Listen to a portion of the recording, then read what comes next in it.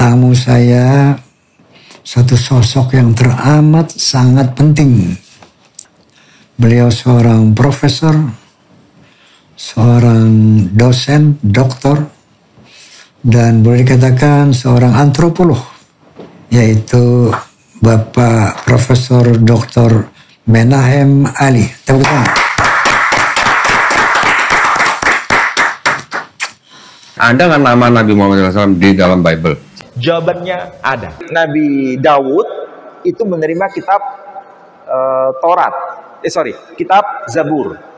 Saudara kita non-Muslim itu menyebutnya bukan Daud, tapi David. David. Kitabnya tidak disebut Zabur, tapi Mizmor atau Mazmur.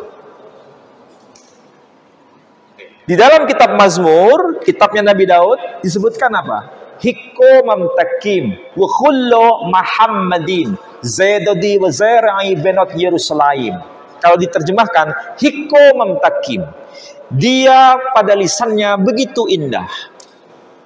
Hikko mamtakim wa khullo, dan keseluruhannya. Siapakah yang lisannya itu penuh kemanisan itu, keindahan itu?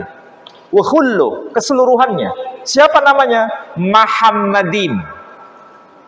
Siapa itu Muhammadin? Zadadi, dialah kekasihku. Wazara'i, dialah pemimpinku. Benot Yerusalem, saksikan wahai putri-putri Yerusalem. Ini omongan siapa? Ini ucapan Nabi Daud. Nabi Daud itu seorang khalifah menurut Quran, seorang pemimpin. Tapi dia merasa ada yang menjadi pemimpinnya di masa depan. Dan dia bernama Muhammadin. Dan dia statusnya sebagai kekasihku. Kekasihnya Nabi Daud. Dan itu tercantum sampai hari ini di dalam kitab Zabur. Jadi itu menjadi bukti, memang Quran mengkonfirmasi itu. Jadi semakin kita mendalami Al-Quran, menemukan banyak mutiara hubungan Quran dengan kitab-kitab sebelumnya. Makanya salah satu ciri orang beriman, muttaqin, beriman atas apa yang diturunkan kepada Rasul Muhammad SAW, dan beriman atas apa yang diturunkan sebelum risalah Al-Quran diturunkan. Ada nggak nama Nabi Muhammad SAW di dalam Bible? Ya, itu pertanyaan bagus. Kalau dikatakan dalam Al-Quran bahwa ada seorang Rasul yang namanya disebut oleh Nabi Isa alaihissalam dalam surah As-Saff, itu surah 61 ayat 6, Ahmad, dan sekaligus memberikan kabar gembira akan datangnya seorang Rasul setelahku, yakni yang bernama Ahmad. Yang bicara seperti ini adalah Nabi Isa alaihissalam, memberikan kabar gembira itu. Pertanyaannya, apakah kabar gembira itu bisa divalidasi dengan data di luar Quran? Jawabannya ada. Ada. Cuma masalahnya, kalau sudah diterjemahkan, nama asli itu hilang. Saya tanya sekarang, kalau nama Muhammad, kalau diterjemahkan apa? Orang yang terpuji, ya kan? Kalau diterjemahkan, orang yang terpuji. Masalahnya, kalau ditafsirkan liar, orang terpuji itu ya bisa siapa saja. Siapa saja namanya. Yang jelas dia orang yang terpuji. Mau namanya si A, si B, si C, dan sebagainya, bisa siapa saja. Ini penafsiran liar. Nah, apakah teks aslinya masih ada mengenai nama itu? Ada, sampai sekarang. Cuma diterjemahkan jadi nggak muncul.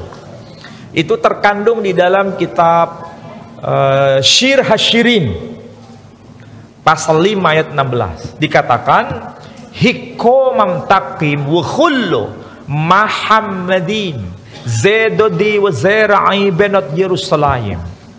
Hikko mamtakim artinya lisannya begitu indah. Apa yang keluar dari lisannya begitu indah. Wa khullu, dan keseluruhannya. Siapakah dia?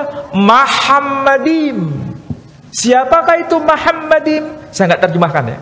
Muhammadim. Siapakah itu Muhammadim? Zadadi. Inilah kekasihku. wa zara'i, inilah pemimpinku. Benot Yerusalem, saksikan wahai putri-putri Yerusalem. Siapa yang berkata begini? Malakh Salomo. Siapa itu Salomo? Dalam Quran disebut Sulaiman.